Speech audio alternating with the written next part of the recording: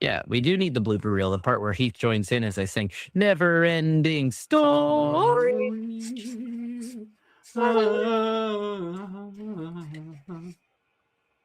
You know what? I will tell you guys what snack I grabbed. See if you judge me. Brought to you by Doritos. Just a Pickles? a whole jar of pickles, a glass of pickles. He's fancy. He put it in a little tumbler. And pickle juice. Oh no! Oh, I'm sorry, I can't do this show anymore. I like pickles so much. I eat pickled eggs, pickled asparagus, pickled carrots, pickled beets. That must be the Ukrainian side of you. This is the content the people want. This is what I'm going to put before the episode. Just me eating pickles. Me with half a glass of pickle juice. Is that the Up House? It is. I've actually only seen that once, so pretty good. Is that the Up Dog? What's up, dog?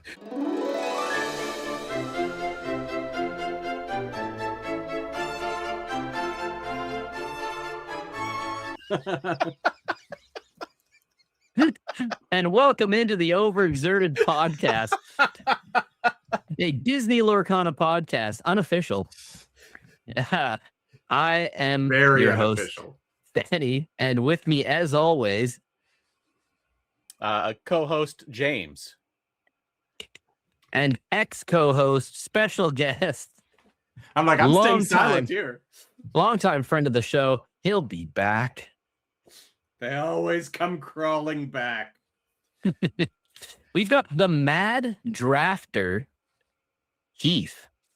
If you need absolutely any sealed content, that's your guy to go to. He knows his stuff. You want to win a draft? You go watch his videos. I will You want say, some nice mid takes? Watch my videos. there is no limit to the amount of knowledge that Heath has about limited content. Mm-hmm. But Unlimited. Unlimited, limited, limitless. See, now how come, like, for like how many episodes now, Benny, have we been virtually pun free? And so what now you're Heath saying is this is and my now fault? Heath comes back. This is my fault. And now Yeah. there's like 15 puns in the first 30 seconds. That's This is true. My fault. Don't put that on me. Don't put that juju on me. I wonder what the X factor is. That's I gotta true, say, actually. I'm loving your beard lately, James. Thank you. My wife is not. Going quite for the Manchurian look. It's weird. It's really You gotta weird get it 'cause down doesn't here grow. so you Look, can start doing this. it doesn't grow in the center as long as the ends. So like right yeah, here, but that's actually a cool look because you've got like the I got the things there. yeah. I dig it. At one point, I wanted a beard like that, but I wanted it to keep growing. And being, such an artistic person I am, I said, I want to braid it and then use it as a paintbrush. By the way, I suck at art, so I don't know why that came into my mind one day when I was growing up as a young boy. Now, I remember you guys saying this has turned into a very strange male grooming podcast now. I don't know what to can contribute to that, but pickles and male grooming. What can we call it? Quite the pickle. oh gosh. So All right, hey, let's I'm talk the guest. Lorcana. I can't be the one responsible for keeping you guys on track anymore. You aren't a guest. You're one of us still.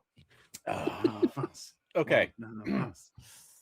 So we're gonna talk Lorcana, and we're gonna talk limited Lorcana because there's a new set coming out in a mere 2 days from recording this. It's Wednesday already. It is Wednesday already. Yeah. Oh boy. Time flies when you're recording all the videos. Oh, yeah. You've been recording so many. So many videos. Not just your reviews of each cost, but you're doing little card-specific shorts to let people know about traps and good cards. Yeah, it's been a slog. It has been much more work than I should probably be justifying, but I have fun with it. Hey, you know what? It's like you always know when a new set's coming out because Heath comes out of hibernation, Right? and makes content. I really love going back into hibernation, let me tell you what. It means the recording's done, and it means I actually get to play the set. What are you going to do when there's only 2 months between sets this time? This is what I was going to say. It's like Ravensburger's like penalizing me now because it's only going to be 2 months before I have to start. And Set Champs is 5 weekends. And it is like 4 weeks from now. Yeah, it starts at the beginning of June and goes all the way through the first week of July. Oh my gosh. Ravensburger's I'm already signed up for one. Really? Ravensburger's trying to kill me. It's the week before Father's Day. I'm signed up for one. Crazy. I'm actually away that week. Our very local one is it's going to be July 4th. We're just eliminating all the Americans from there you go. If anyone doesn't know, I live right on the border, so there's people that could justifiably come up. It's like, no, not this time. Or maybe they will because it's a holiday. I mean, if that's how you want to celebrate July 4th, then absolutely come on up. Free games in Surrey. If you want to celebrate by losing to Heath in Set Champs. No. Heath doesn't focus on constructed. He's challenging you. Yeah. Okay. Oh, hey, I know those cards. Content here. We got stuff to do. We got things to talk about. Wait, basically what you're saying, I've only had time to watch like the first 3 videos. And so far, basically based on those first 3, it's like just almost don't bother putting 1 through 3 drops in your deck. I mean, you have to, but it feels that way. I would say don't even bother with 1. With 4, I'm going to be honest with you. 1 to 4 drops are useless. Only put 5 drops in. 5 drops, right, Heath? That is a reasonable conclusion you can take from like the thumbnails that I've created for my videos. Right. Which is to say, like, 1 drops was like dead. 2 drops was they're next on the chopping block. 3 drops are meh. 4 drops are not the answer. The conclusion that we should all come to is that the set is relatively underpowered as far as limited goes, which isn't necessarily a bad thing. Like, ultimately, it depends, right? Do you love playing with bombs? But the downside of playing in a set with a lot of bombs is you can just as easily lose to your opponent's bombs, right? Whereas when everything's underpowered, it's all kind of a little bit more balanced. So it's a lot more about skill expression, about decision-making, about strategy than just kind of trying to throw a bomb out and rely on that to win you the game. I'm only going to take aliens. There's like, what, 3? They're rare, so you're going to somehow end up with a non-foil and a foil alien in each pack. So you'll have 12 aliens in your deck. Well, here's the thing, Heath. I don't know if you know, but I pull not very well. If you've seen recent episodes, I think the best card I've pulled in 8 packs has been an Angela. That's impressive. That's an impressive streak. And you know what? I've got 2 just for tonight. All right, we're gonna draft. Hey, James, that's expensive. You can't crack those. Those are worth too much money. Those are like $20 each. I think that's the most expensive set right now. Yeah, I think they're like $20 each, or like $300 Canadian each. I got this too. Oh shoot! James is blinged out here. Look at this guy. I got lucky. I walked into a Target and they had like 8 those fabled collector sets. Yeah. Wow. It's crazy. I'm gonna tell you, we're drafting your fabled pack. We're just taking a 5-cost 5/5/2 lore. The fabled ones were from Amazon. They randomly showed up like a month or so ago, and it took them forever to ship. And then they said they shipped, and they never showed up. And I'm like, "Where are they?" And they're like, "Oh, we'll ship them to you again." And it took another 2 weeks for them to ship them again. So, like, I ordered them almost 2 months ago, I think. Nice. It's because your driver was selling them on the secondary market. Probably. So, question for you guys, because I've expressed a little bit about how I feel, but how do you feel about an underpowered set? Like, from your experience so far, like thinking back to some past sets that weren't, necessarily as splashy, how did you feel with an underpowered set? I feel fine with this one because I feel like they took the time to build some synergies that will last for through the next rotation. Okay. And so I feel like this set is fine overall. But yeah, it's a little kind of just straightforward playing it in limited. Yeah. Okay. But how does that make you feel? Like, how do you feel about a straightforward kind of underpowered set? I'm fine with it because I mean, there's lots of fun cards. Yeah. There's still fun cards in here, even if it's not anything that's like way overpowered. But there's some good stuff in here. So yeah. It's fun when you get it. It's not so much fun when you don't. Yeah. You gotta like, well, I guess I just play a bunch of big characters and hope I get big characters. Yeah. Yeah, for sure. Benny, what about you? Anything that you're excited about from a limited perspective? I guess it's kind of easier not drafting this set. Okay. I mean, we're getting all the sealed pre-release boxes. Yeah. So you're not really doing a draft, so you don't have to worry about like au contraire, I'm doing a draft on Friday. We're just getting enough boxes to do a draft. Well, I also thought about that. I was like, you could just of a kit. Well, yeah, so like you could just open up the sealed and then just pass them. If you're going to do a draft with the pre-release boxes, which I think is fine, I don't think you open them up and spread them around. I think you each get one, and then you or whet the appetite with some pack rush. Yeah, and then you draft. I like that too. Yeah, I was just going to have them set aside. If everyone wanted to get one, I was just going to have them, hey, set aside 2 packs to crack later, and we'll draft with the 4. But that way, because or then, you do prizing, or you do prizing. Too. But the issue is because I feel like the pre-release boxes they're not saying it, but I think they're pretty much guaranteed to have a legendary at this point because the pull rates have increased so much. Like I got 2 legendaries in my pre-release box. Yeah, that's a whole other conversation. If you are taking out 4 packs and then setting 2 aside for prizing or whatever, or just like you take 4, give 2 to someone else, someone takes 4 and gives some 2 to someone else. Yeah. That someone else may get 4 packs with legendaries in them and you get none. You know? I mean, all the power to them.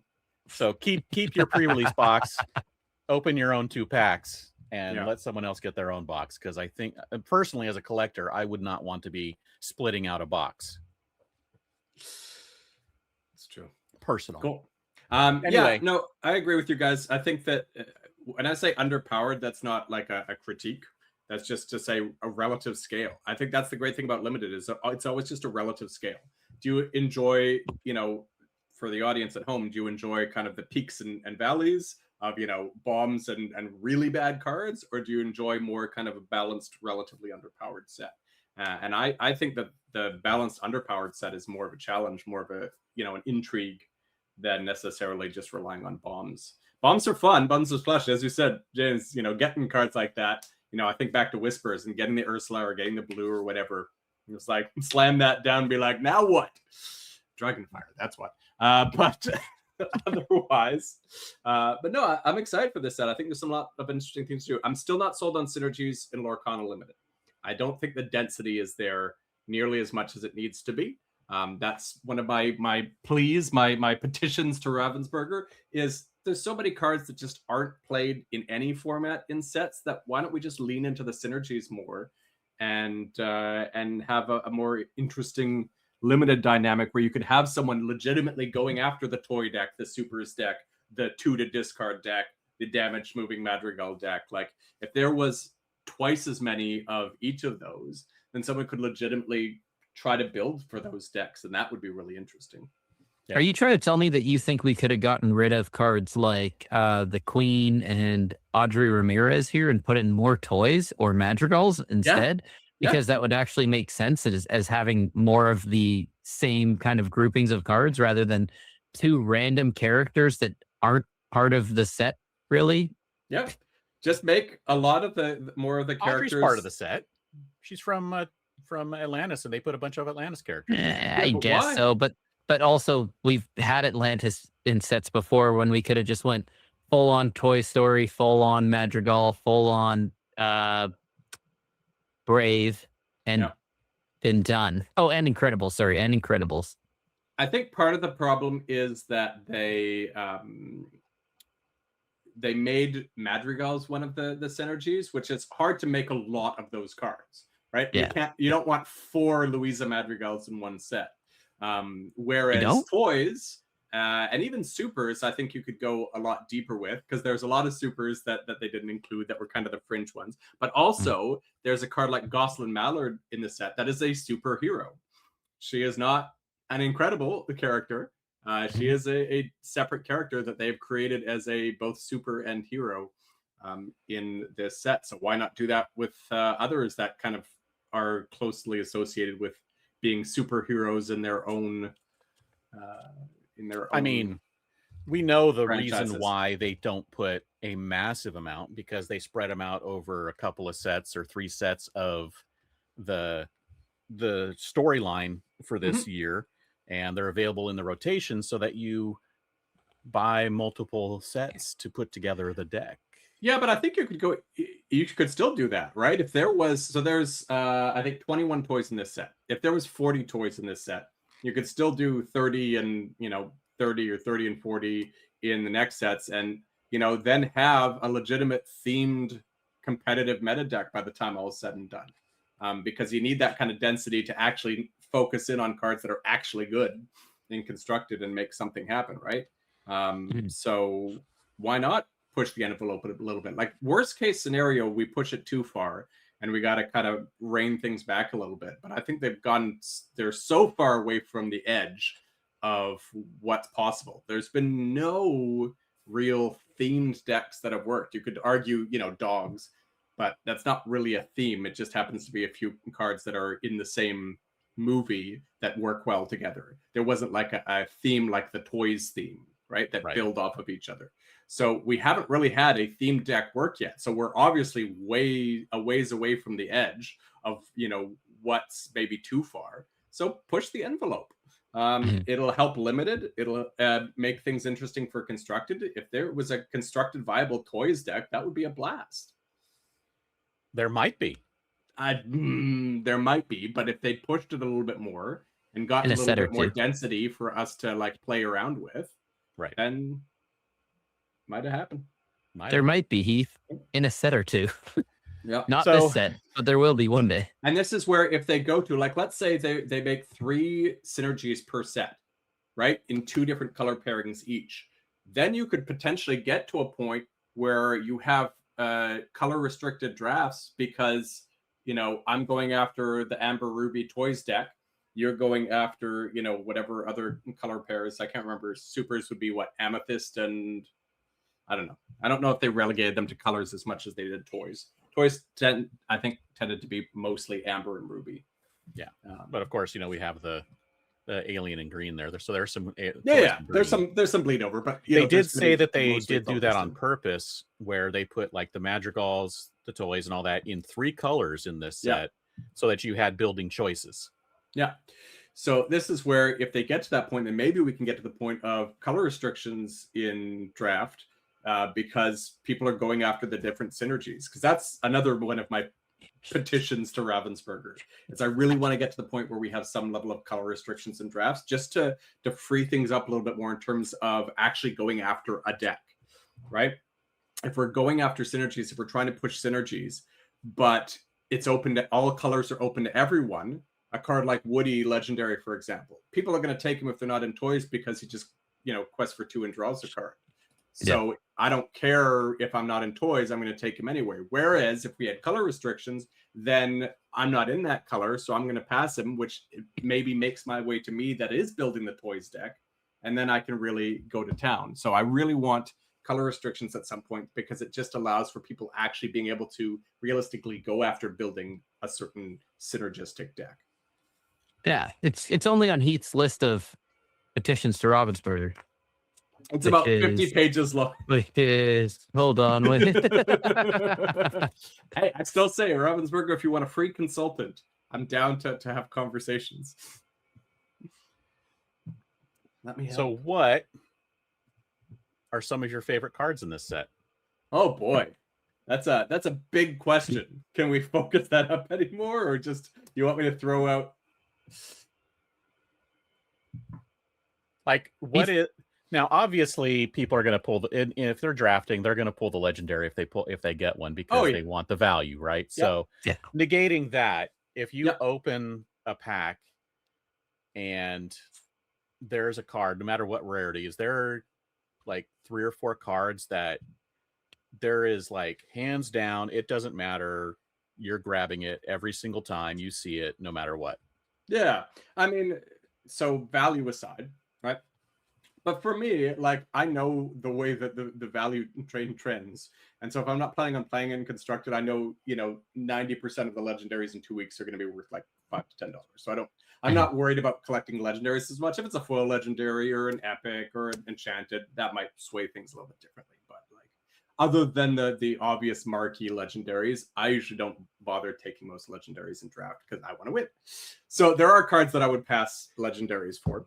But coming back to the synergy standpoint, there's actually a couple of synergies that I don't necessarily believe in them hard, but like if you've got a certain cards, then it might be worth looking at. And the first one that's an amazing one is down in the 5 drops there, which is Mr. Incredible. I think out of the synergies, even though it is not the densest, the supers are the most reliable to go to, because I think they have some of the better payoffs, and I think they have the highest density of quality cards. So notably, of the toys, of those 21, only 12 are common and uncommon, which is the cards you're going to see most often. And of those, only 4 to 5 would be what I'd qualify as playable. There's a lot of chaff in the toys, right?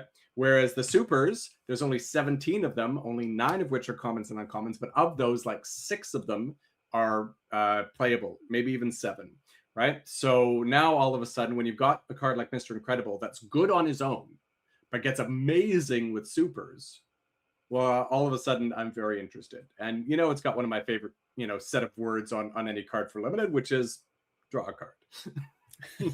Yeah.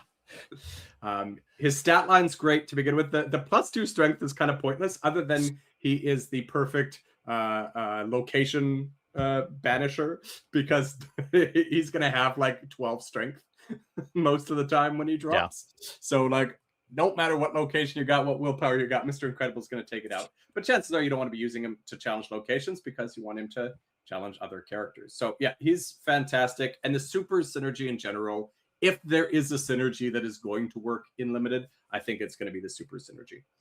Second card, I really don't believe in this synergy, but there's a couple cards that are great on their own that if you can get them working together is amazing. So another legendary at 5 drop, which is Luisa Matagal. She is kind of this set's right Cheshire Cat, bottom left there. So you can move damage from your characters to her, and as soon as she hits 3 damage, you trigger her, she moves it to another character. So she's moving 3 damage, which as we know in limited is pretty substantial. But the amazing thing is you don't need to have another character for you to trigger her. If she challenges a 3/6 and has 3 damage on her, you can just pay 1, trigger this, move up to 1, i.e. 0, and move the damage over. And I need to ask Googly this, because I've asked a few people, but I haven't asked Googly Glimmers yet on this one. I have reason to believe that if there is 3 damage on her, you can move a 4th and move all 4 at the same time. Yes. She doesn't see the damage until after it's moved. Yes, I do recall reading rules that is possible. Perfect. So if you do it's part of the ability, right? That is so sick. Yeah. So like, imagine a world, and if anyone's watched my videos, they know that I don't believe in like best case scenario. But this isn't really a far-fetched world, other than the fact that it requires your opponent questing or exerting their characters. But there's a world where you've played her the turn before. You've got another character out that's got a decent stat line, like 5 willpower or more. You challenge her into the 3/6. You move a damage off of another character to her, move 4, and then move 3 damage, pay another 3 ink to move 3 damage from the other character, move another 3, and you've moved 7 damage over the course of a turn, including the challenges that you did. Like, that's just a board clear right there. Yeah. So she's great, and she works very well with another card that's good on her own. which is the Bruno at 5 cost. Again, spoiler alert, if anyone hasn't seen my videos, all the best cards are at 5 cost in this set. As Benny said, just don't play anything until turn 5 and you'll be fine. No, that's not the the answer. So yeah, the Sapphire Bruno here, which really reminds me of Pete from the last set, the Sapphire Pete. Him, you had to pay 1 to boost, and then you could quest and effectively draw a card. If you boosted multiple times, it became Develop Your Brain and so on. But effectively, it was a 5 cost that eventually drew you a card at the very least. Now, you had to pay 1 to boost, so he was really kind of a 6 cost, a secret 6 cost 5/5. This is a 5 cost 4/5.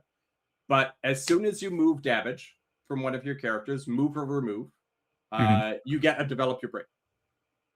Now, he can trigger himself. This is why I say he's good on his own. When you quest with him, you can remove all damage from a character, which triggers his Develop the Brain. But if you happen to have something else out that moves damage, there's a 3 cost Alma that's perfectly serviceable. There's Louisa, obviously, if you're really lucky. Those are the 2 that I think are serviceable. There's a Violet evasive super that moves the damage. So you don't necessarily have to expose him to benefit off this. Whereas with Pete, you had to quest with him to draw the card. This, he could potentially sit back and you keep getting that Develop Your Brain as long as you can keep moving or removing damage, which fantastic. So those are a couple of synergy pieces. We got the supers with Mr. Incredible and just a bunch of great kind of quality supers. And then we've got Louisa and Bruno that are both great on their own, but if you can get them together, it's like that Mrs. Incredible one where if you challenge, you get to draw a card.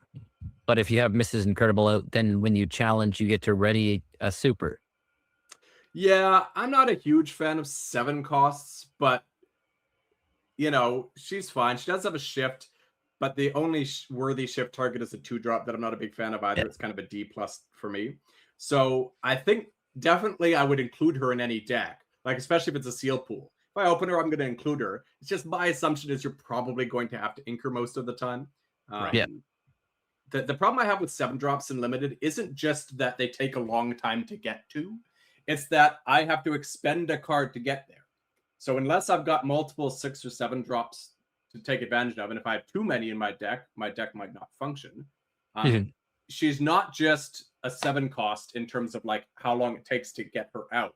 She's a 6-drop that says discard a card on her. Because if you don't have any other 7-drops, by virtue of inking the card, you might not ever get value out of that 7th ink again. Yeah. So think of her as a 6-drop that says discard a card and then all the other abilities, and you're more in line with what she realistically is going to be, which I don't love, but she's certainly powerful. My goodness. Yeah. We had quite a debate on this one. You haven't watched that video yet, James. I have not.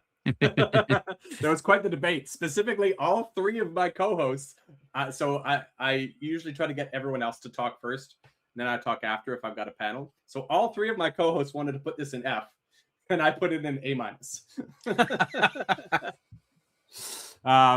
And shout out those guys. There was Quest with Cole, it was Chris from Inkwell Lounge, and it was Andy from Rules of Italy. Great guys and very solid limited takes. This is by the way, for those listening, not watching, this is Babyhead, the toy that's a 4-drop uninkable 3/3. Thank you. A friend of mine, Jacob, keeps bugging me because I keep wanting to call it Babyface. Babyhead. Yeah. So this is one where, rightfully so, they were like, is this worth an uninkable slot? Is this worth a 3/3? So this is a card where it's a 4-cost uninkable 3/3 lore. Right off the bat, that's not feeling terribly exciting.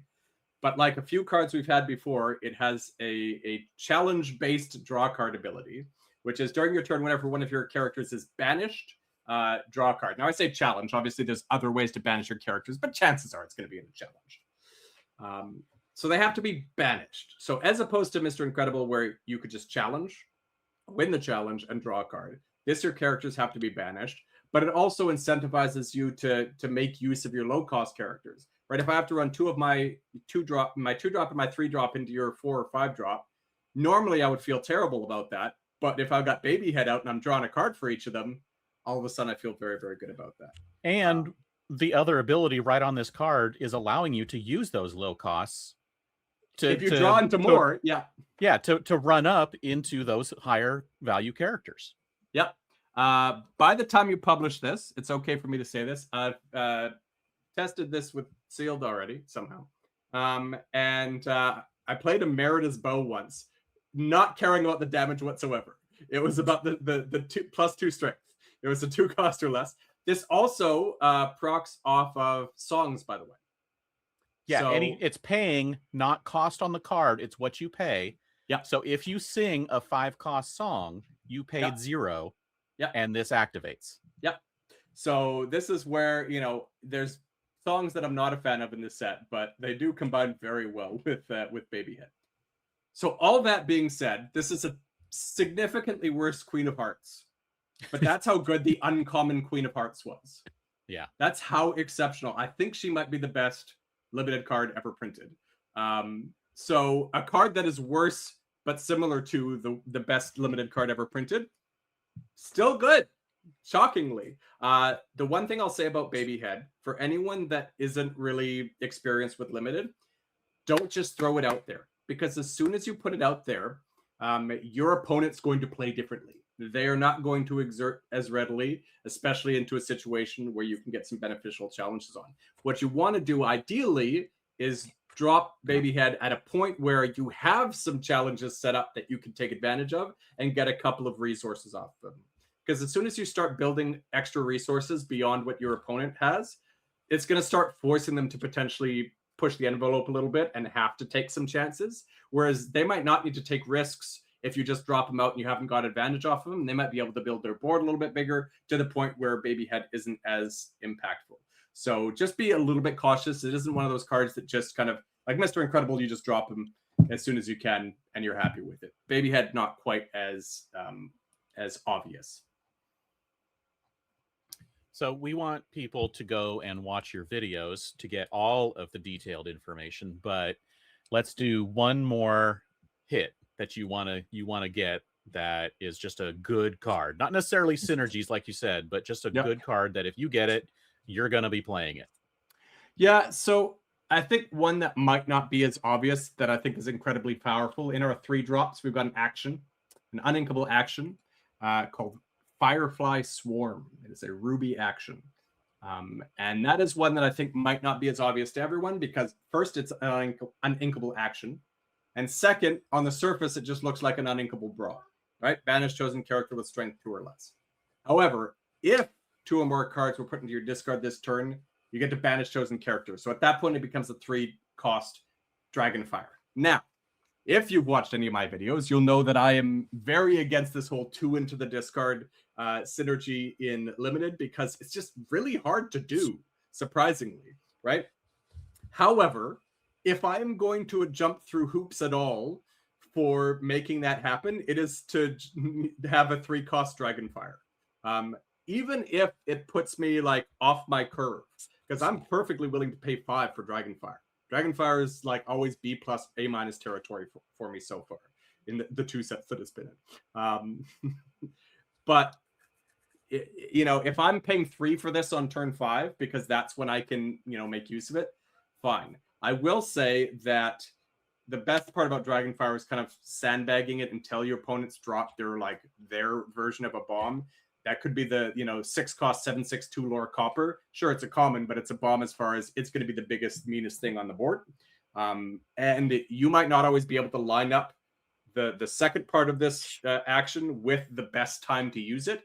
It might be one of those things where it's like, hey, I can use this as a Dragonfire on this turn because things have lined up well in that direction. So I'm not going to get greedy and hope that I can line it up again later when their best card comes out.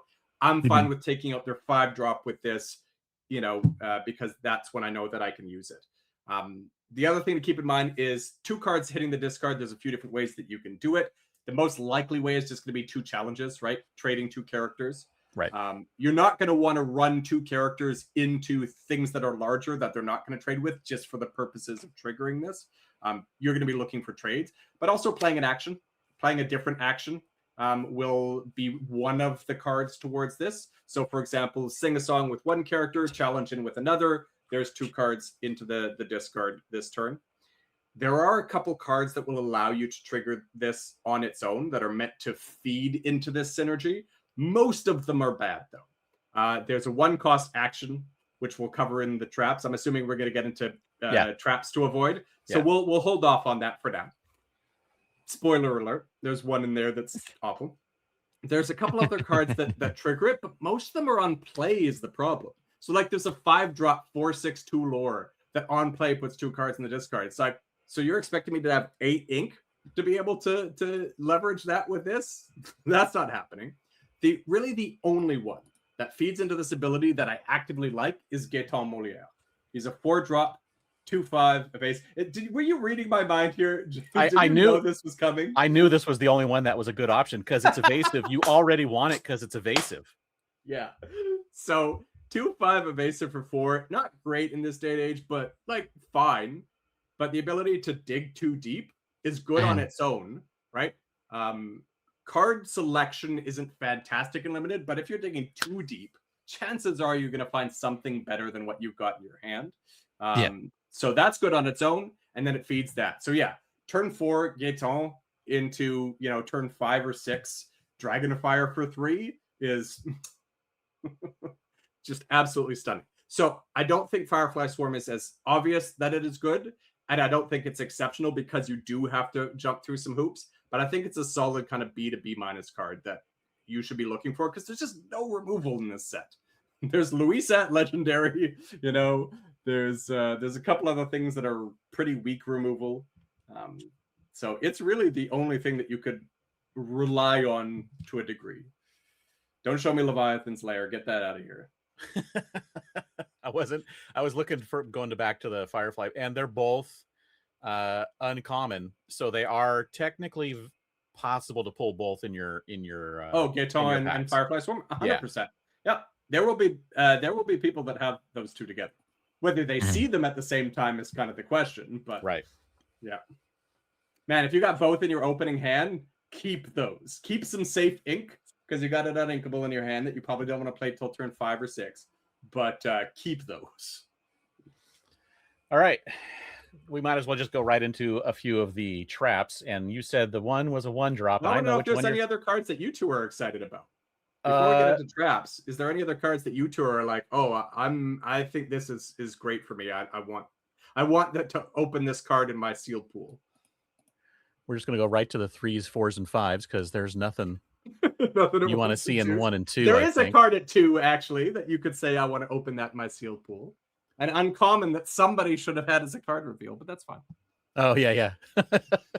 Card advantage. Yeah. Anyways, moving on to 3, 4, 5. If you know yours, Benny, go ahead and say it. But I'm looking for one that I thought. I'm just all the madrigals. Maybe someone will lose his head. I think this is a pretty fun card. I do too. I actually like a lot of the May Enter Play Exerted cards. Well, this one I think is possibly one of the best because if you're obviously in limited, we're basically stacking the board and then trying to find when the best time it is to start questing or challenging. And this one allows you to pick a time to quest when you play this. And then if you have 3 or 4 characters out, you're now just questing, and then that one goes -2. That one goes -2 for your 4 characters. Yeah. And then all of a sudden, like their entire board is like 1 3s and 1 4s that can't do anything to your board. No. You're gonna invest all 3 or 4 of your challengers into getting rid of Mickey because otherwise I do this all over again. Yeah. Yeah. Sick. Probably or not play on 4, right? Probably one that you want to play on like turn 6 or something. Yeah. Yeah. So this is again for those listening, Mickey Mouse Expedition Leader, the 4-cost Amber 2/3 with 2 lore. Yeah. And yeah, it's a really fun card. And I think this one is something that if you get it, you want to build around playing, like you said, playing this not on turn 4, but when you have a nice sized board out that and you're if you have some things that like Firefly Swarm, you can play that on 5, like you said, and then on 6 you play this because now they're down a character. And all of a sudden you're devastating them. like talk about a way to break board stalls, right? Like if you're lined up, like there's board stalls I've seen that have lined up to like 5 characters, 6 characters deep on each side. And it's like, okay, I'm not going to shrink all of your characters, but like you're going to have nothing to be working with to swing back at me. You're going to get rid of like maybe 2 of my characters if you're lucky. And meanwhile, I get to quest with them all over again. And you've like worked really hard and gotten damage back, presumably, whereas you've dealt very little to me. You've gotten damage back. It's like, whoo! Yeah, Mickey is a great breaker of board stalls. What rarity was he, by the way? He was uncommon, wasn't he? I think so. Yeah. He's gonna mess up some. He's a super rare. Yeah. You're not gonna get him very often. No, but like somebody's gonna get real upset coming down. Somebody's gonna flip a table. Benny, since I know you've definitely been watching all of the videos, what's some cards you're excited for? Hey, if you need a cheat sheet, go to Twitter. I posted all of my tier lists. Oh, so I will be watching. I will be watching your video. I watch your videos the same way I build decks. I do it the day before so I don't forget. At 3 a.m. You know, the easy thing to do is to watch all the videos over the course of the week. And then, as Heath just said, when you sit down at your sealed event, you break out your phone and you pull up Heath's Twitter feed and you just look at the images of the tier list and you're like, nope, not that one. Nope. And then you just go through it and like you immediately take out all the ones that are like in the Fs immediately. Like, don't even look at those. The problem is that Fs and Ds, and for anyone that hasn't watched my videos, Fs and Ds aren't necessarily cards you wouldn't include or bad cards. They're just on average bad cards. So like if you watch my video tomorrow, this will be already posted by the time this comes out. I've got a video on how I build my sealed pool. And if we can, we'll go over that in a minute. But like it's going to have some situations where you're going to include some Fs because of certain things that come up in your sealed pool. So yeah, synergies mainly, right? Yeah, this is where it's tough because if you just look at the tier lists, you might miss out on some wins that way. But also, I understand that not everyone's capable of watching 10 hours worth of set reviews. So go to 3 again for a second. There was another card I thought of. Yeah. Scroll down. He's either a 3 or a 2. I can't remember. He's a 2, I think. What color? Anyways, I was thinking that Mordu. Oh, Mordu. Yeah, I guess that would be your best bet to get rid of that Mickey. Yeah, that's a great answer to Mickey. And I mean, by the time Mickey comes out, your best answer is actually Dash Par. But still, yeah. The problem is even if you take out Mickey, if you can't take out anything else because they've just neutered your entire board and they get 2 turns worth of questing with your entire board, that can be problematic. Like, ugh. Dash Par though is another great one. Like, talk about he's uninkable, but there's not a lot. This is not a set where I'm as worried about the uninkability count. The last couple sets, the density of good uninkable cards has been really high, so I've been worried about it. This set I'm not as worried about it. So basically, you're trading an uninkable card versus having Maui Hero to all that has lore and is not forced to be reckless. So I will trade that every day of the week. Plus, you got the super synergies in there. Like this guy coming out after Mr. Incredible. Yes, please. Yeah. He's a beefy boy. All right, so he's been eating his vegetables. If Card Advantage is a perfectly named card, truly, then I would assume that for the traps, this one is perfectly named also, the Dangerous Plan. Yes. I wonder if they think about this when they're naming it. They're like, I assume so. They're not going to like this. This is risky. So this is the 1-drop action in Ruby that draws 2 cards, and then you have to discard a card at random. I mean, would it be too much to ask to just be not a song version of Strike a Good Match and just get to choose the discard? Is that too strong? It's not. I mean, you just have to put it back up at 2 cost. No, because you get it a song with Strike a Good Match. Yeah, that's true. So like I'm paying one less, but I don't get to sing it. It's yeah, kinda, but this is you know, Ruby, and if you give any semblance of decent card draw to Ruby, then it's got to be uninkable or cost too much. no soup for you. Yeah, I agree. Yeah, they could have easily made this Strike a Good Match without the song, make it one cost. It would not be overpowered. Ruby needs the help. And it would be a perfect feed for the synergies that they're trying to do. Yeah. Because if Swarm, Firefly Swarm was, paired with this and it wasn't random, and then you could pay 4, draw 2 cards, discard a card, play Swarm as a Dragonfire, that would have been glorious.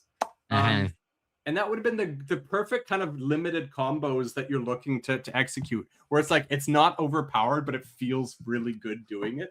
But the discard at random, right? So there isn't really any 2 discard card payoffs that are in play that really matter all that much. Most of the ones that you care about are you need to have the 2 into the discard on play. So Firefly Swarm, Helga Sinclair is another one that's decent that procs off of the 2 into discard. And so if you play this first, you're discarding the Swarm. Yes, of course. Like, the Swarm is going to be the one you discard if you play this. So it's not even card selection because you don't get to choose. So let's say one of the good things about card selection, you've got Gaetan Moliere out, right? I keep a bad card in my hand that I don't really care to play. A 1-cost 2/2 later in the game. Right? I quest with Gaetan, I draw 2, and I have to discard 2. Guess what? That 1-cost 2/2 is going in the bin. I'm left with a better card than I started with. But when you play Dangerous Plan, if you've got a bad card in hand, inevitably it's going to be one of the cards that gets stuck behind, right? You're going to discard the worst card out of your 3. Not actually, right? It's still random. But it's just the fact that that's even a chance is like, what am I doing here? So I would discard Firefly 100%, 90% of the time. Like 60% of the time, it works every time. I say, I 100% would discard that card. There 90% of the time. Yes.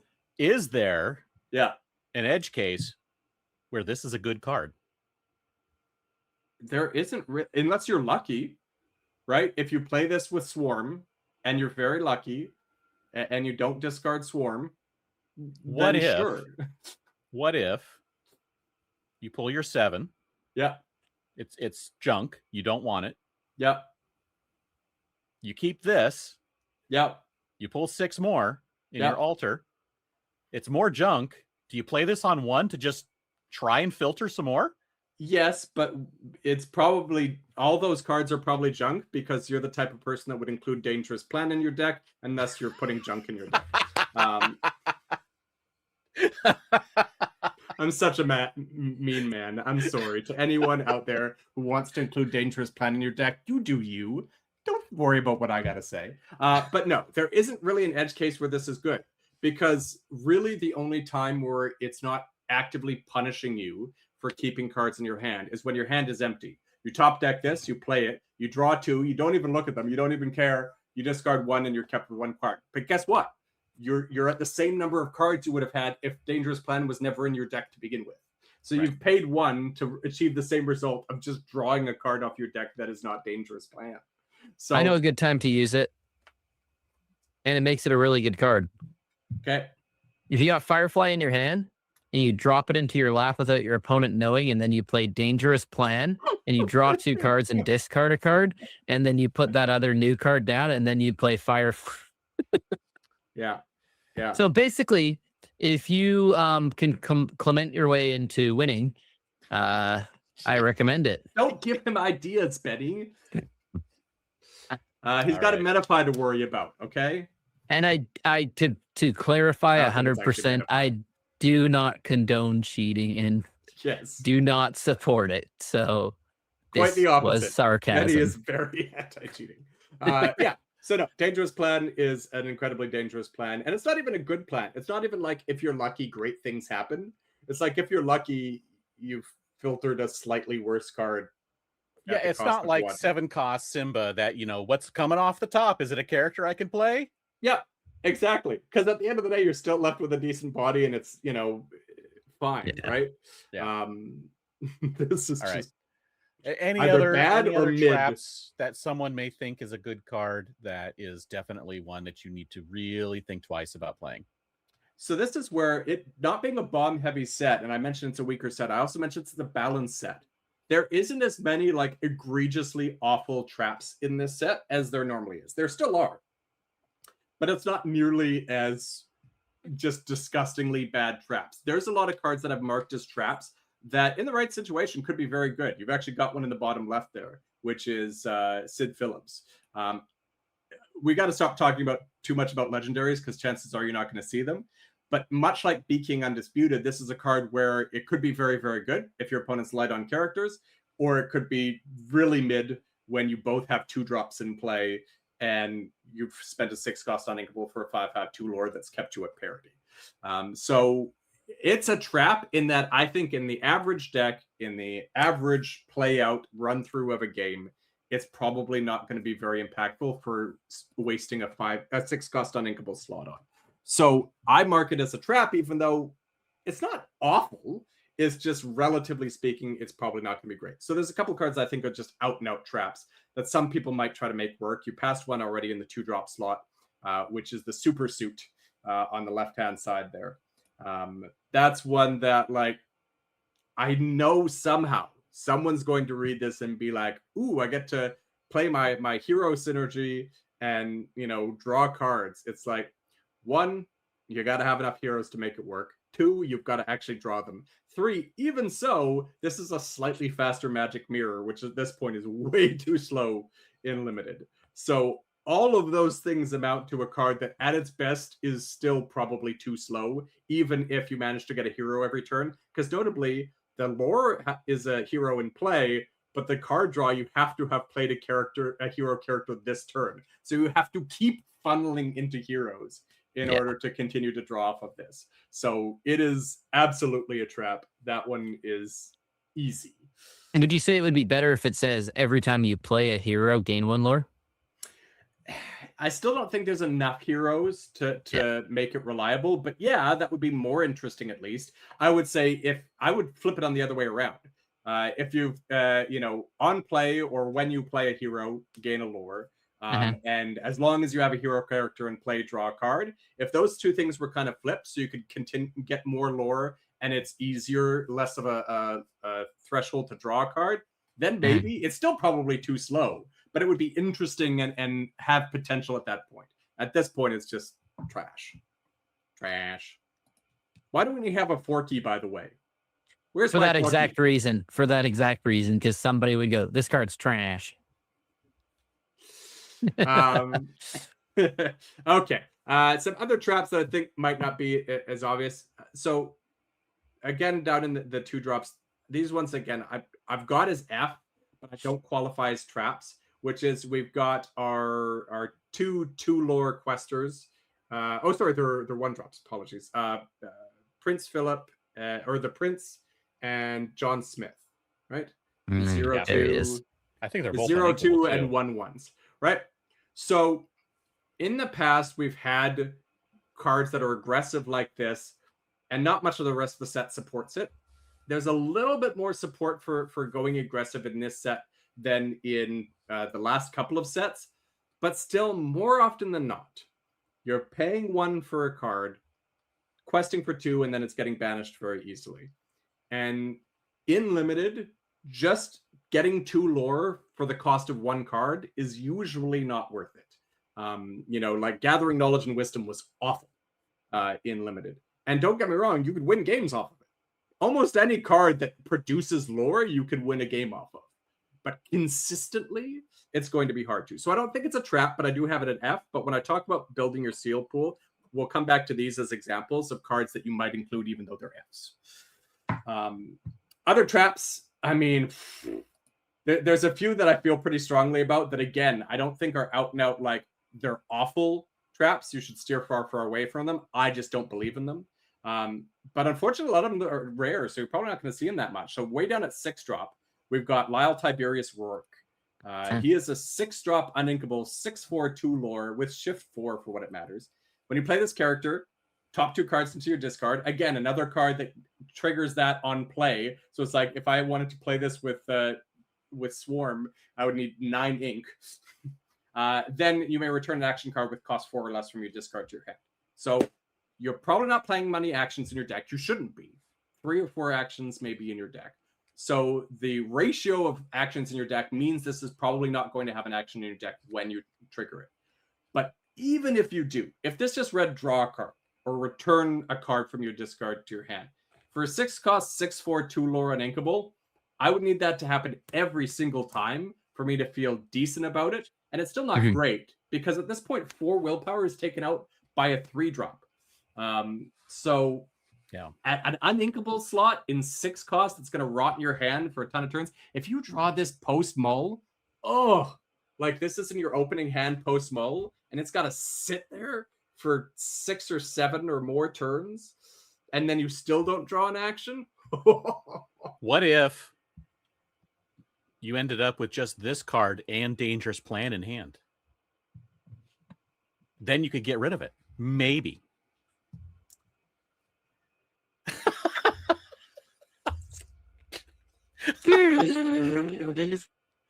So this is a card that can get back. Again, this is one of those cards that could be solid, right? If you get back a Swarm or a card advantage or something like that, and it's a 2 lore quester with 6 strength, like you're not going to feel bad about that. But it's just how often is that happening relative to just having a bad 6-drop uninkable stuck in your hand? Right. Yeah. All right. So Now, go ahead. if do you think that in a sealed format, whoever pulls the Dale wins? Which one? The legendary Dale? Yeah, the Dale that everybody's losing their mind over right now. Interesting question. No, not at all. I've got this rated as like a B minus. On its own, decent stat lines, right? 4/4 2 lore effectively for 4 inkable, pretty decent. There's going to be cards that this feels really good with. I think it's going to play better for me than the average person because I really like the high willpower bodies to an extent. Like I always say, I want like 3 strength, and then after that, I want willpower. At this point, with the way the vanilla stat lines have gone, I might need to change that to 4. But like historically, I like the 3/4s better than the 4/3s. I like 4/5s better than 5/4s, etc., etc. So although that's kind of shifting now that the stat lines have shifted in the last couple of sets, still I'm usually leaning towards those. So Dale is going to help me there. But there's a lot of cards in this set that I like that are, you know, I like Syndrome, a 3 cost 4/3 alert. I like Violet, a 3 cost 4/2 evasive. I like Helga Sinclair, a 4 cost 5/4.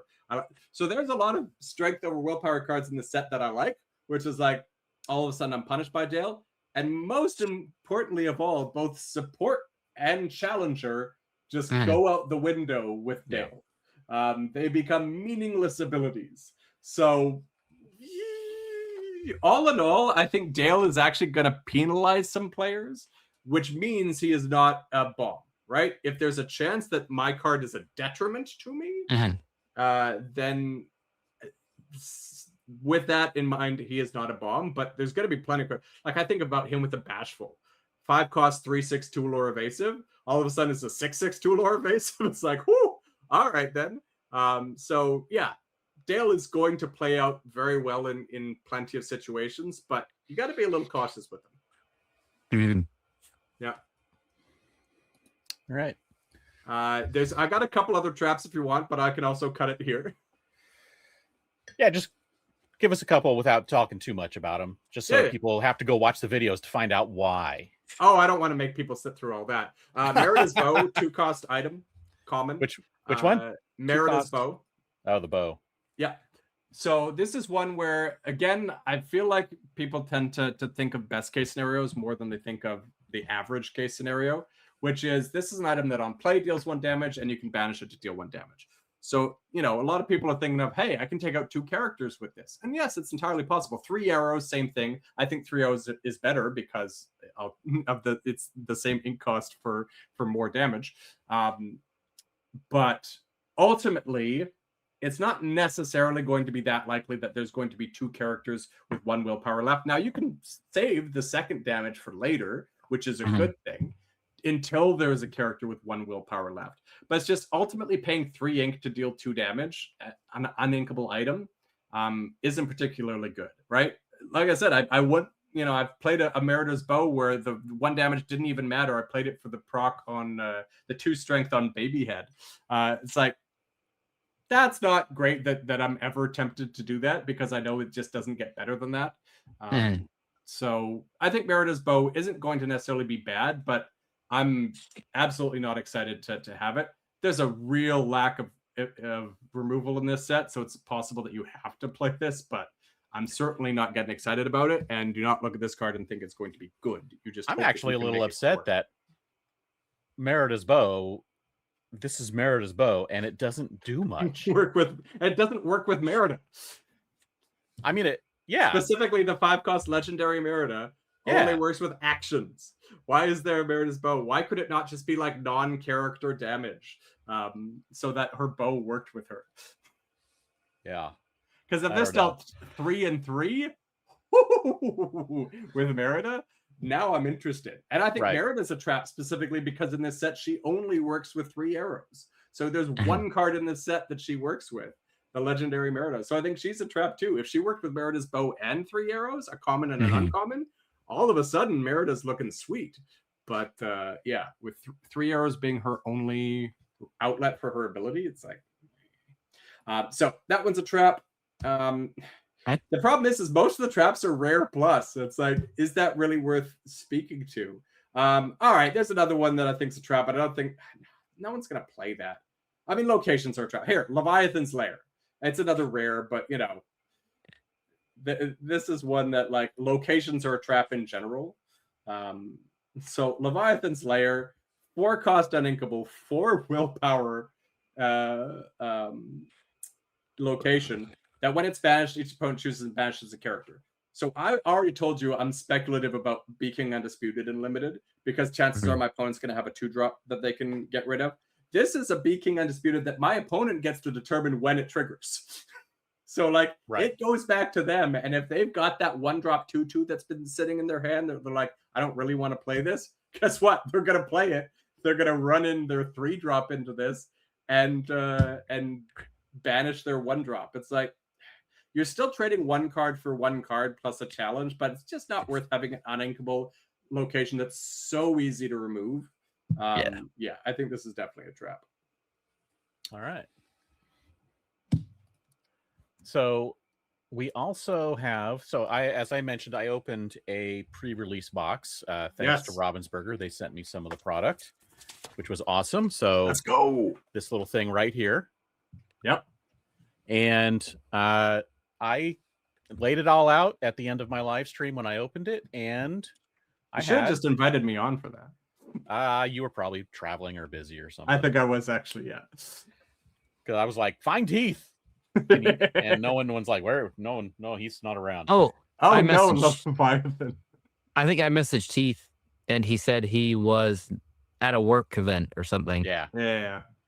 So this is what I pulled out of the box. As you can see, I put all of the items and actions and such along the bottom because I figured I probably wouldn't be using most of them, except Card Advantage. Yeah. You can't see dangerous everything. Pine out there, good man. You can't see everything in here, but as you can see, I got a lot of 1-drops. Yep. A lot of 2s, a lot of 3s. Yep. My 4s were very lacking. And a lot of 5. I have like 8 or 9 5s, except for the one unusable one. Escape plan, another trap. That's all you need is a bunch of 5s. You win. Right. Yeah. So this is what I pulled. My legendaries, because I did mention that I pulled 2. I got the Queen, the Emerald Queen. And, which I got a lot of flack for, and rightfully so. And I got Sid. Yeah, which again, in a sealed pool, if it's a weak pool, like absolutely include him. Even though I called him an F and a trap, like that's just for average. And this is the deck I built out of that. Yeah. Okay. I mean, I think this is a pretty solid deck. Ultimately, so this is where, let me walk you through, because I think I've got a very different approach to building a sealed pool than anyone that I've talked to, at least. Which is, most people, when they crack open their packs and build their sealed pool, they lay out their costs in order first, all of their cards. But there's cards in there that are junk. And there's cards in there where you're like, okay, I've got enough 3s. I'm fine. Let me focus on other things without really thinking about what's in there, right? They're decent enough. I've got enough 3s. We're fine. So I like to take a different approach. As I go through my cards, I like to isolate. For me, I know my ratings. So I talk about isolating C+ and above, which is to say the imminently playable and above cards, right? If you're not really that comfortable with your ratings, try to isolate your top 15 to 20 cards. Feel free to put them out in cost, but we're not really going to focus on curve first. Whereas a lot of people focus on curve first and then try to kind of fill it out and pull away from and all that. We're going to focus on curve last. So put out your best 15 to 20 cards, or your C+ and above if you're comfortable with the ratings. And what I want you to do is look at, what do these cards do well? Because ultimately, when we've got the average sealed pool, there's a distinct chance that it's not going to be good enough to both control the game and be aggressive, right? You're not going to have a great mid-range deck. Chances are it's hopefully going to do one of those two things well. And in the choice between doing one thing well or two things mediocre, I would rather do one thing well. Because if I can't compete with you in the late game, my deck is more, my best cards are more inclined towards an aggressive build. And I'm not going to be able to hang with you in the late game. Then why am I putting late game cards in there that are always going to be lesser than yours? When instead, I can focus on maybe some suboptimal cards, but early game to just try and race you out. I had that play out very well in local league, where we did our pre-release event for Fable, and it was a pretty miserable pool. But I had enough 2-lore questers on the low end that were going to get trumped really quickly, but that I could get out quickly. I had no card advantage. I had 2 cards that read draw a card on them, and they didn't even really, because it was this is my family, the 7 costs sing together, and the Daisy Duck 1/4 that searched for a character, or that got a character, right? That was my card advantage. I had no removal, right? I just had aggression. And I played against decks that I'd seen their pools, and I'm like, you've got 2 Queen of Hearts in your deck, and you've got, 7 drop Hades, and decks that would just murder me in the late game. But because I was able to get out early, I had one person that played Queen of Hearts on one time and went into 3 of my characters and drew 3 cards. But because I was already at 18 lore, I actually won that game that I would never have if I'd gone slower and they'd drawn 3 cards against me on turn 6 or 5 or whatever, and forget about it, right? So this is where, as you're laying out your top 15 to 20 cards, those are the cards that you want to draw. Those are the cards that you don't want to be inking, that you want to be playing towards. So why are we focusing on the chaff? Focus on those cards. Ask yourself, what do they do best? They're not all going to do the same thing, but the majority of the cards, are they more leaning towards an aggressive build, or are they more leaning to a late game? Do I have the card draw and the removal or the control elements or the big bodies to be able to hang in the late game? Or do I have more on the aggressive side? Great. So I've done that. I've got those laid out. Then the next step, I'm actually going to look at my uninkables. Before I look at the rest of my pool, I'm going to look at my uninkables, because I don't really want more than 6 uninkables in my deck. 8 if I'm really confident in mulliganing conservatively, in how I ink, etc. Towards that. But for the average player, I want you to try and cap it at 6. If you've got 8 really strong uninkables, by all means, but try to limit it to 6. Because if you've already got 4 good uninkables in that pile of 15 to 20, I don't want you to really focus on much more of the others. Pull in the kind of best 2 or whatever above that, if you even feel like you need them, and include those in your pile. Add them to your pile, right? So now I've got maybe, 18 to 22 cards or something like that laid out there. Now I want you to start looking at the C and C minuses and the D pluses, right? The cards that I qualify as like role players or support characters and stuff like that. And specifically, because you're going to have more of those than you need for your deck, isolate the ones that are going to align with the strategy that you've determined from your best cards. Are you a more aggressive deck, or are you a more controlling deck?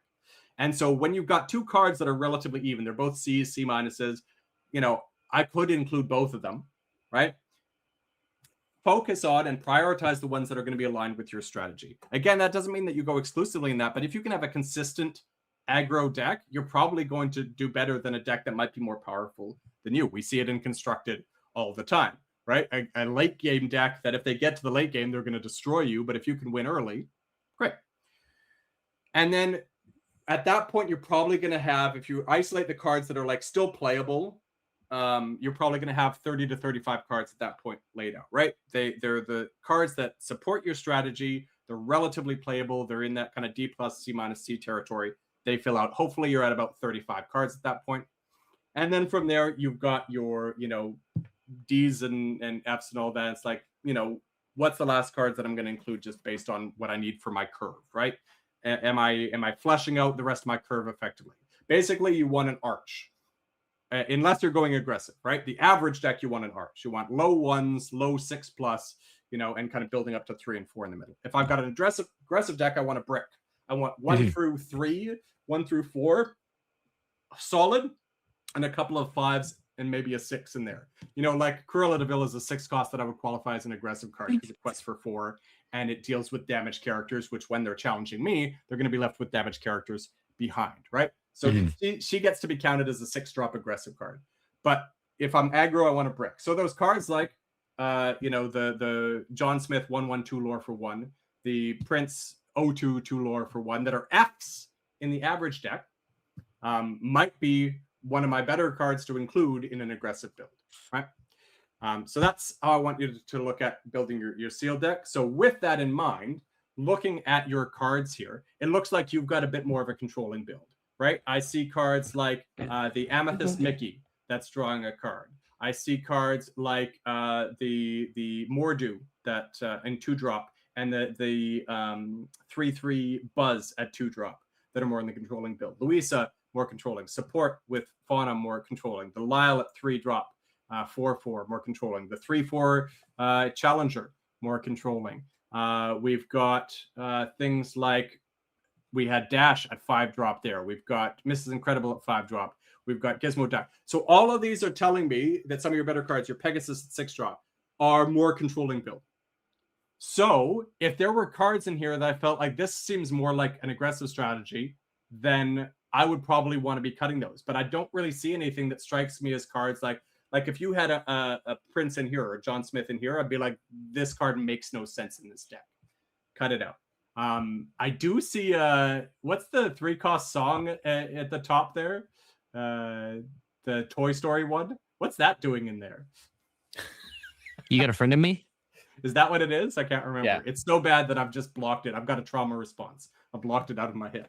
I was like, it might draw, or it's ink. It might draw. If you ever played that, the chances are you would not hit that because you don't even have that many toys in this deck. No, I got like 2, 3. So that was I gotta put some ink in here. I'm pretty sure you had better ink. If there's a character that quests for a lore in your other pile, but otherwise this deck looks pretty cohesive. I bet you if we go back and watch the video, I probably said, you know what, Heath will probably not want me to put this card in, but I want to just because. Yeah. No, otherwise this deck looks pretty cohesive. Like this deck looks like it's all trying to do the same thing, pull in the same direction. I really like this Daisy. Yeah. That's the one that lets you ready a characters. Yeah. Yeah.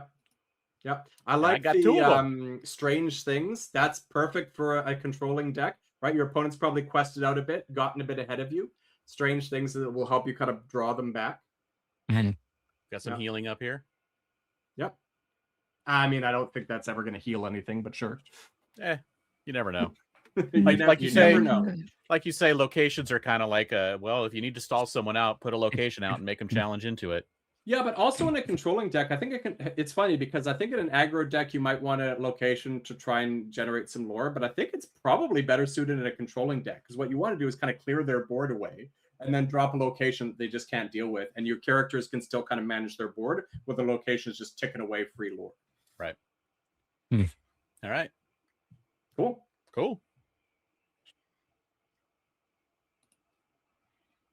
Looks like we got some questions. Oh, so I was thinking. Yeah. We could play a game of Pack Rush, right? No, I'm just kidding. Man, if you had overhead cameras, 100%. Oh, I do. definitely will. Okay, I- so in future, recommendation for the show: end your episodes playing Pack Rush at the end of every episode.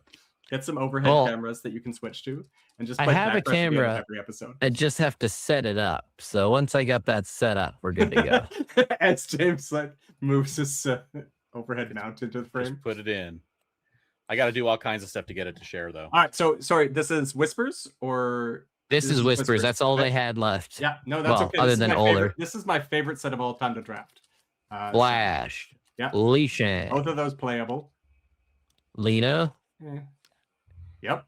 Detective. A playable pack so far. This would be a really solid steel pack Inspector. so far. Yep. Bones. Very playable. But Launchpad. fine. Bolt. Yep. This would be a great seal pack so far. This is a great seal pack. Yeah, that one less so. Also less so. Also less so.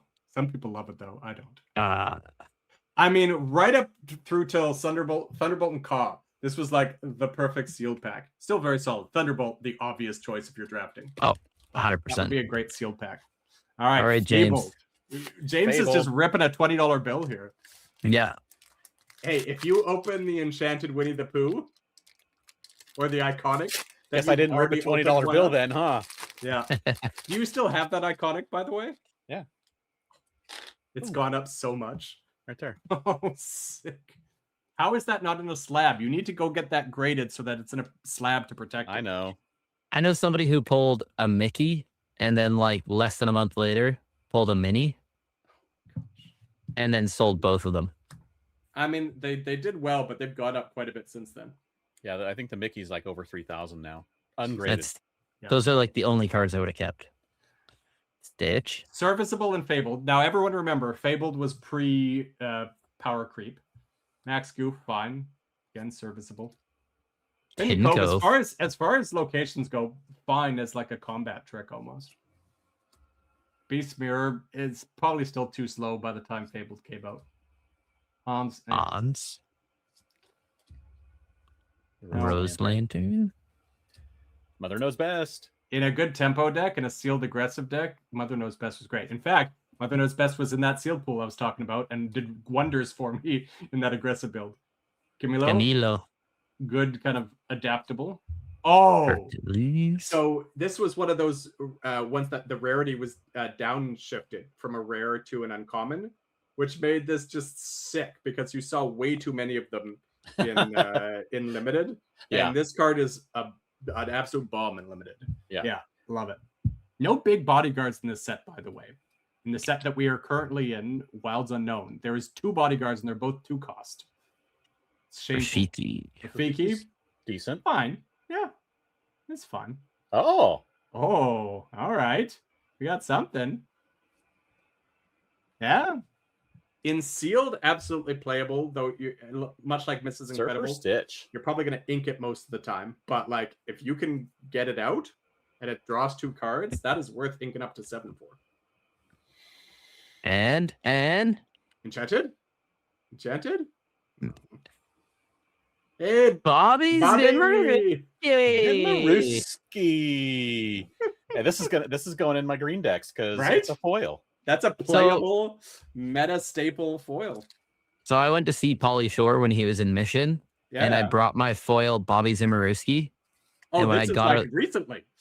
Yeah, and when I got out the back, he was hopping in the car to leave, so I Oh. couldn't get it signed.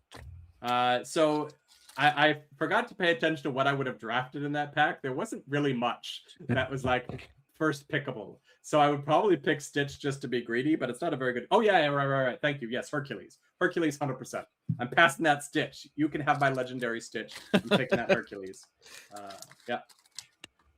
Shanti. I was like, why can't I remember her name? And Wen's Visions. And wins visions. There's no- Boo. Fragile as a This is the flower. opposite. This is a bad sealed pack. There you it's go. playable. Yeah. Bodyguard. Brooklyn. So be it. So be it. There you go. Ah, Lexington. nice. Yeah. Another good Very one. good. Yeah, quest for 3. Not Gold. Jasmine. Not great either, surprisingly. Donald. Unplayable. Unplayable in every format. Nope. Nope. And Hey, that's a good Francine card. was actually really good in limited. That's a good card. In limited, yes. Yeah. Yeah. What I want it for, no. Yeah. All right, one more Probably fabled. pick the bodyguard, but like, Ripping another $20 bill here. right? Hey, just crack that iconic, no problem. I get the mini. Yeah, get the mini. All right, get the mini. Jeez. All right, here we go. All right. Yep. No. Fine. Yieldwood has been hurt. Yep. Jafar, Yep. Fine. decent. It's evasive on turn. Former There you alert. go. Here's Hey, your there's 555. Yep. Why? Why reprint? Here's another good 5 one. of them. Yeah. Elsa. Challenger 6 or Challenger 3 to make it a 6-4. Eh. Anna, Yeah. Mm-hmm. Mama Odie. Dig a little Oh, deeper. I'm greedy, so I would take that over the 5/5. Maui's Place of Maui's. Exile. Awful. John Silver. Ironic. With a location, you've got John Silver there. Power line. Yeah. And for the foil. He'll dig a little deeper. All right. Enchanted. Enchanted. Enchanted. Enchanted. No, Ah. just a rare. Oh, Huey. Yeah. I'm greedy, so I'd go dig a little deeper. I 100%. probably would pick, if I was picking, I would probably like you said, just go with the 5/5. Yep. Also, like, they were surprisingly potent. There was like And, 4 or 5 of them in the set. It's 5. 5, yeah. 5, Big 5, old 5, vanilla 5, 5. cake. Yeah, there was let's see, there was the card, there was Li Sheng, there was that one, there was Winnie the Pooh, and then there was, what was the 5th one? Can't remember. Anyways, too many 5/5 2 Lord Vanillas for 5. Big expensive vanilla cake. Yeah. All right. As you said before we got into packs, we got some community questions. All right. Some of I these think were we asked. answered the first 2. I think we answered those. Did we? I think we did. Okay, as I say, some of these were asked like 5 to 6 business years ago, apparently. And you've already answered them and you've forgotten that you've answered them? I guess so. All right. We've got. Did we answer the? I'd say, do you think synergies will actually play out competitively? I don't remember. Heath, do you I think don't synergies will play out competitively with like the toys and the Madra Constructed? dolls and all that? I don't. I know toys is the closest to, but I don't think it cracks it. I think if they add to it in the next couple sets, maybe, but they could have pushed it. Like, again, what are we afraid of here? Like, individual cards, yes. Don't be careful about pushing those because some you've pushed too far. But synergies, you have obviously not pushed far enough yet. Yeah. So, push it. Push it real good. Well, just in case we didn't ask him, will Ruby be part of a top tier deck before rotation? No, Never. not consistently. Before rotation? So this set? Yeah, this set. No. I mean, I know someone's going to get like a top 8 or a top 4 Yeah. at a major event with Ruby, but we also don't have any major events except for mostly Infinity. Yeah. So it doesn't really count. I guess it I'm depends just on when you gonna- qualify as top tier. I'm just gonna take shots at no one directly here. Ruby Steel is a terrible deck. Stop playing it, Cody. It's garbage. Just move on to something else. Your challenge deck doesn't work. Yeah. No one, no direct shot there. No, of course not. We have, is it Fudge Won't Budge ask the Woody question? No, he asked the Ruby Okay, so top this tier is deck. Dakota. Why Yes. is Woody the best card ever? And there, that silence tells you the answer to the question. It's not. It's really Is good there- art. Is there a card you'd rather see as the set champs card? I just don't think there's going to be many cards that are playable in this set. So what do I care? That is an interesting question. What is there one that I would rather have set champs? I mean, Woody's too iconic, but Yeah. so I think But he's it's fine. not. And you know what? I heard a good reason why they didn't make Woody and Buzz the iconic. Someone said, like, I think I know why. If they made them both, if someone luckily pulled one of them, they would then have to go spend another $1,000 to go get the set if they wanted to collect the set. But this way, if you pull the Buzz, you can just go get the Woody for $20-$30. I mean, unless your name's Kalen and you're a Blue Steel player who pulls the Mickey and the Minnie, unless you're that guy. Is it Kayla that pulled those two? Man, Yeah. No, I mean that's but also I know the reason why is they wanted to have a princess in the iconics. Honestly, that's basically what it is. So I just think they kind of did them dirty. You gave Buzz the iconic, and then you gave Jesse the enchanted, and then you're like, Woody, boom, set champs card, forget about him. Cheapest card. It's cheapest card, forget about him. It's like it's like what happened to Woody in all the movies. Eventually, they just pushed him aside and forgot about him like he was a nobody, which was the whole idea behind the first movie. What the heck's going on it's on here? brand. It's on brand. Yeah, let's go. And I don't think there's going to be any cards that are impactful in this set enough to warrant the set champs card. Up until this set, I've been able to pinpoint a card that I'm like, I wanted that to be the set champs card because I want competitive promos. I don't know that there's going to be any competitive cards in this set. Merryweather? Is Merryweather going to be the most meta-relevant card out of this set? Well, then possibly, yes. Now the thing is I think the Woody is still, we've been talking about the value of them. Yeah. I think the Woody is still going to hold a lot of value. Yeah, as a collection piece, as the art, as the character. Yeah. The Tinkerbell is an unplayable card. Yeah. Basically. And that is holding value. It is worth double what most of the other last year's worth of set championship cards are. Yep. To be fair, it is also one of the better looking set champ cards we've had in a long time. Agreed. Yes. Which is why I'm so glad I won my mat. Woo! I did not go to a single event, so boo-hoo for me. Yeah. Okay. Next question. Yeah. We have. This is the question for you, James. Which one? What will it take? Oh. What will it take for Jared to come back to the content creator game on the regular? A financier. That's a good question. Someone to bankroll him. Yeah, basically. I will give him all the money we've ever made from ads on this podcast.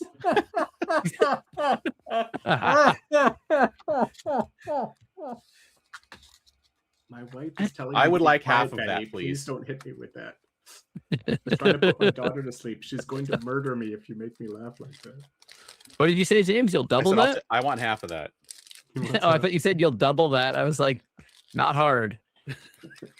No, I want half. Then I'll double it. Yeah. All right. Question for Heath. This was asked from AJ, friend of the show. Yeah. I guess everybody is technically a friend of the show that's asked questions. But his name is actually friend of the show. Probably because we said it. Question for Heath. Best and worst place your work has made you travel to? I mean, I don't really do tourism stuff when I travel for work. So I will say that best place is probably just wherever the nicest hotel is. So they've, had a few events that were at Fairmonts that I got to go to. So I'll take that every time. And then worst place, Toronto? So two, I'll give you two for worst, because one was just out and out worst, and the other was just worst because of the routing. So the first one that was out and out worst is just Alberta in wintertime. So like the crazy snow and cold temperatures that I've hit in Alberta in January was not pleasant. And then 2 was Halifax, and I would love to go to Halifax for an extended period of time. But the one time I've been to Halifax so far was for 46 hours. And it is a 10 and a half to 10 to 12 hour route there because I've got to go via Toronto. There's no direct flights from Vancouver to Halifax. So it was a long trip out there. I got there late at night. I was there for a day and then halfway into the next day and then flew back and got back super late as well because of the time change. And it's that was just misery in terms of the length of trip versus how much I actually got out of the time that I was there. I can tell you what your problem was. You didn't get it on air with Halifax sauce on it, obviously. I mean, Or is that Nova Scotia sauce? I was barely there enough to have a meal. Ugh. I once went to New York for 18 hours. Yeah. Because the flights, I don't know if you remember, JetBlue back about a decade ago did a $10 seats day or 2 days. They basically, it's just one morning, they're like, okay, any seat left on any flight for these 2 days, $10. So me and a friend and Beth, we bought tickets, went to New York for 18 hours, walked around, had some meals, Was it at least a direct flight? I think one way was, but the other way wasn't. Oof. But we went to New York, flights, food, taxi, everything. Just over $500 for 3 people. I was going to say the taxi would cost more than your flight. Yeah, right. It was fun. Second part of that question: if there was a sealed DLC or CCQ, would you attend? I mean, DLC, absolutely. And to be fair, I like sealed. The gap between how I feel about sealed and how I feel about draft is significant. So I want it to be a draft DLC, but I know I'm a realistic man. I know that it is likely if and when we get a limited DLC, they're going to start with sealed, but it should be draft. Draft is better. But yes, sealed DLC 100%. I have a question I was going to ask earlier, but forgot about. How do you think that if they use the last 4 sets once Attack of the Vine comes out, how do you feel that Super Sealed would go with those 4 sets? It's going to be a sick. You're going to hope your power is all in Whispers and Winterspell because the most powerful cards in Wilds Unknown pale in comparison to the 15th best card in Whispers and Winterspell. But all right, yeah, we'll see about final part of this question. He sent a 3-parter in. How freeing has it been not having to podcast with Benny each week? Honestly, I'm so busy with work, it doesn't even register because I was very, very busy then. I'm very, very busy now. My life is a blur right now. I'm being very irresponsible recording content this week. Nice. I've been up late every night. That means this week is basically business as usual. Yeah. It was always irresponsible to record with Benny. I mean, at least that was 1.5 hours out of the week. This week has been traumatic. I love it. Don't get me wrong. For any of my audience out there, I love you. I appreciate you watching. I love doing that stuff, but it is a lot of work. So hurtful. Oh, in terms of it not registering? I thought that was a good thing in terms of I should have just stuck with it because it hasn't gotten any better. I thought it might be a little bit more freeing, but no, it's just my life. I think we answered the second half of Martin's question. We definitely did. Yeah, he asked. So the first part is, will toys be meta relevant? Right. What are you most looking forward to from the new set? Pre-release. Yeah, I think so. I think so. We're doing 2 weeks for the first time since second or third set. I'm so excited. We do 1 week. 2 weeks of pre-release. I'm going to 4 pre-release events. I love your area. Shout out to Aaron, by the way, who's a friend of Benny's. he's coming out to our store, which is like an hour away from him, and then he's going to go back to his own kind of local store for that evening on the Sunday to do 2 pre-release events in one day, and he's almost got me convinced to follow him. I'm like, fun. 2 in one day, eh? Well, remember that Eric and I did a set champs 2 in one day. If it was draft, he would have made no problem. But, AJS sealed. AJS, one last question. I'm going to let Heath say this one. How does Benny have access to testing and playing with such a good player in Jeremiah and still stink? Cold-blooded. Cold-blooded. I can't do that impression. Benny's just taking all the hits this episode. Benny, I saw your record. You had a very respectable finish in that event. So hey, for a person who built the deck the night before. Right? Come on, just 2 nights before. Come on, 2 nights before. Sorry. It's almost like if we didn't self-sabotage, like me always bring a deck to set champs that I've never played, before. Then you win. You can't talk about it because then you win. What could I do if I didn't self-sabotage, if I actually practiced? Win better? Win more? How do you do that? You get finished first. How do you finish better?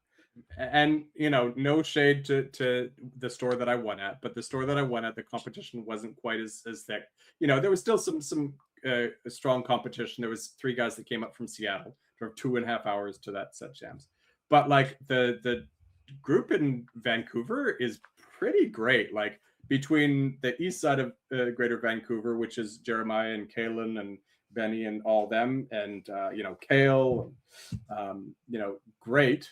And then we've got, a bunch in kind of the downtown and Tri-Cities area in Vancouver. There's some really strong talent in Vancouver. So I definitely do not win in most of Vancouver because they actually practice.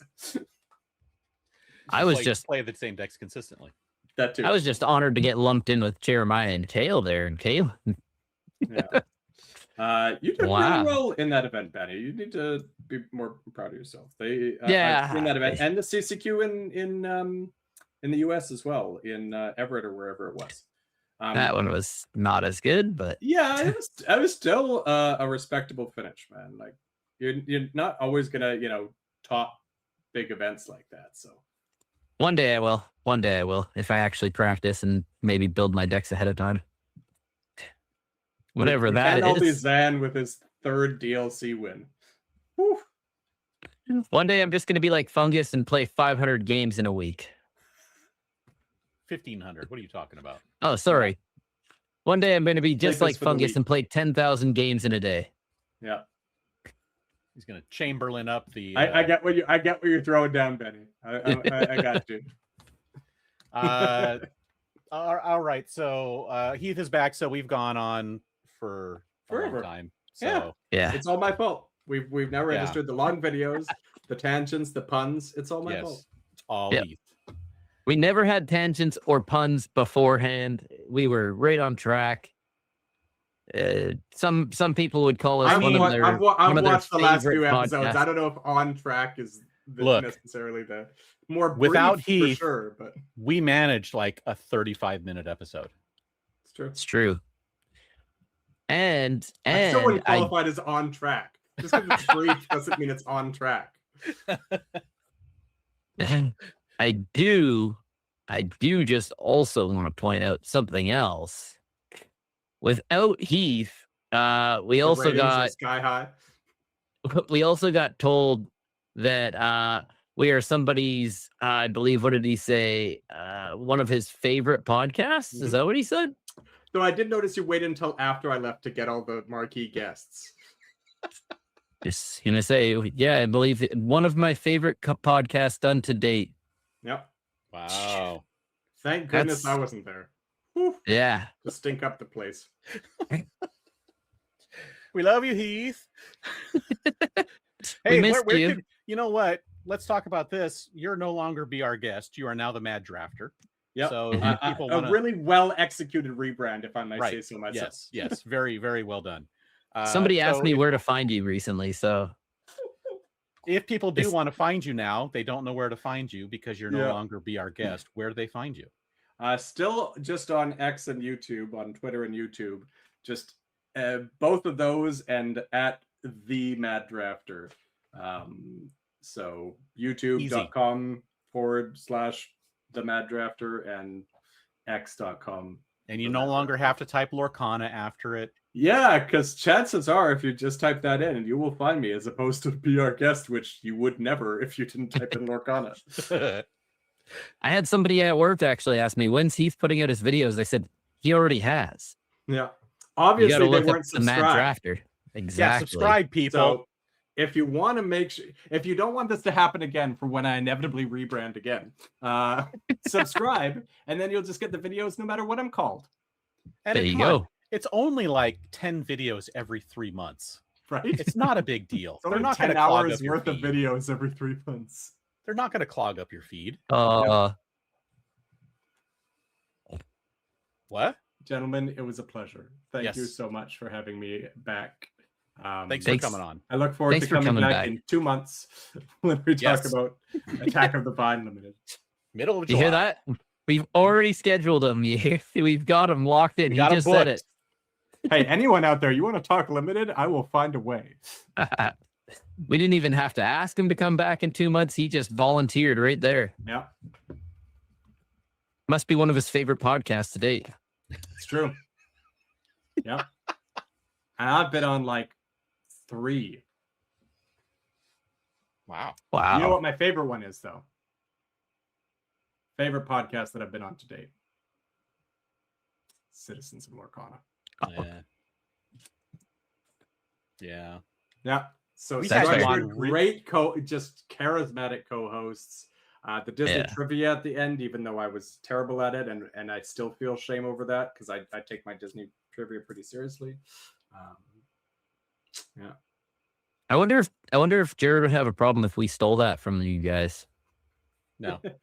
Because I mean, if you're not I using it, still is it remember stealing? Jared asking me, "Hey, do you want hard questions or easy questions?" I'm like, "Oh, hard questions." And then we get to it, I'm like, "Just an easy question." Remember when I did what's his name dirty? Which Jaunty? one? Oh yeah. When I asked him do. like the hardest questions ever. Yeah. Because I'm like, he was always like, I'm a super Disney guy too. So I'm Yeah. like, I'll give you some questions. I did it as a joke, but I think he took it seriously. So sorry, Jaunty. No, Poor we miss Jaunty. you, Jaunty. We really do miss you. We do. All We right. almost need one of those moments like they have at the Oscars where it's like, here's the people we've lost over the years. In memoriam. In memoriam. In memoriam of the Lorcana content creators. Yeah. We're gonna do that for I'm an still episode here, one like, of these days. Hanging on. Just hanging on. I'm still here. We'll go like Jared and Hang in James there. sit in the Lorcana, and then all of a sudden we'll like, instead of it being grayed out, we'll bring James into color and then put him into Overexerted. Revived. Come back to life. Zombie James. Just all right. Zombie Milo. Thank you for tuning in and joining us on this magical journey. You know where to find Heath, and you better go watch his videos, or else you're not a true they're friend of the fine. show. Or It else gets to you'll do the real really bad highlight. at your limited events. Yeah, that's true. You know what? You don't have to watch if you want to lose at limited. I'm fine with beating you. If you want to be known as the person who did worse than Benny at your limited event, then I guess don't. Except you've claimed that you've watched all the videos. So what does that say? That means I'm going to win. I'm going to win Okay. them all. Okay. Yeah. There you go. All right. Have a Yeah, good night, everybody. everybody. Bye.